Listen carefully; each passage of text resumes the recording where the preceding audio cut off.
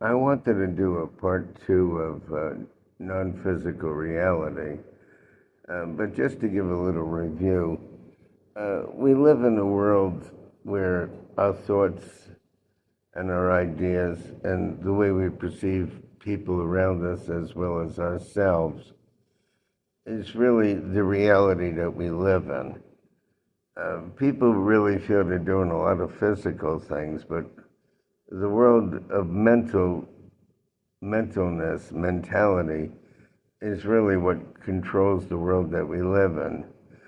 We go someplace and we meet somebody and we like them, and we meet somebody else and we don't like them so much. And we're happy to be around one person and we're not happy to be around somewhere else. And you feel comfortable around a certain place and another place you don't feel comfortable. And you walk through a door and somebody in front of you lets the door hit you, and you say to yourself, not very nice, and you go on to mind your own business. And the next time you go through a door, somebody holds the door for you and say, oh, that's a nice person.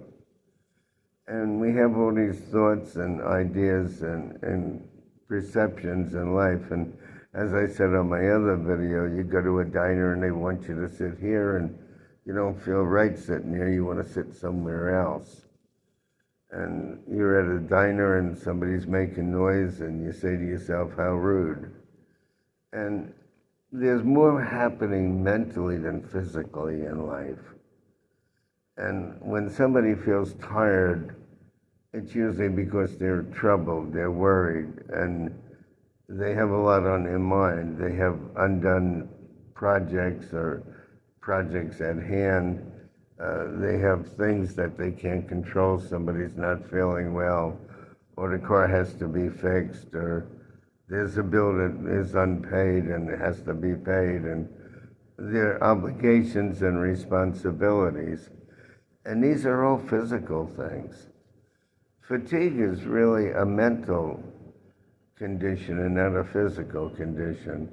If somebody's in a normal, healthy range, they can go to a gymnasium or a weight room or a workout room or a spa, and they can do this thing for a couple of hours, and with a little bit of rest, it seems like they're fine if they're in a normal, healthy range. But when they're troubled and worried, they're so tired and fatigued. And fatigue is a mental condition. And I would always recommend a little mental exercise for people. If they can picture the water coming out of their body and rolling down their back as if there were water off a duck's back, and those water drops contained worries and anxiety and troubles, and they were going away, it would help people if they got themselves in a good frame of mind. That's why music is so soothing to people, because it puts you in a frame of mind. And some people who get depressed, one of the problems is that they can't get themselves in a good frame of mind.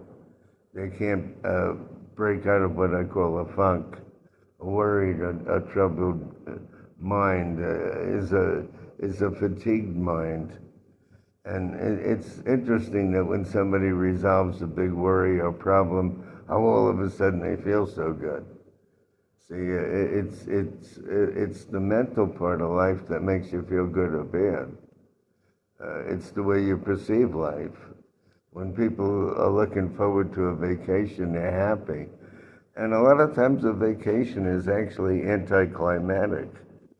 You know you're going away, or you're taking off, or you're not working, and you're going someplace and you're so happy, and it's going to be wonderful. But when you actually take the trip, it's anticlimactic because there's a delay. You drive for hours to get somewhere, and there's delays, and you stop at a rest stop and the food's not so good, and you check in a hotel room and it's not a place you really prefer.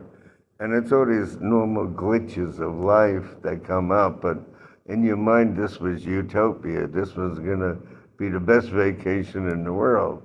Or you go to an airport and you're waiting, the plane's delayed, and you're running to get your luggage, and you're trying to check into the airport, and there's a long line, and so forth.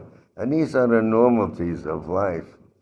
But the idea of getting away was so relieving, and the vacation was so appealing, and this was going to be a utopian thing for you. It was going to put your mind at ease, and it was looking forward to something wonderful, and it was this looking forward and anticipation that really made the whole thing worth it.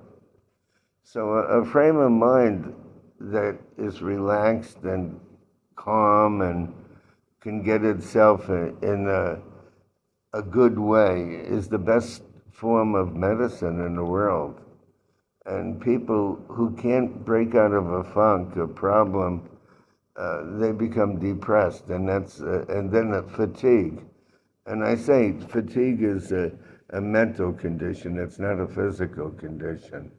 So I just want to impart some of these thoughts and ideas, and hopefully somebody will get something out of what I'm saying.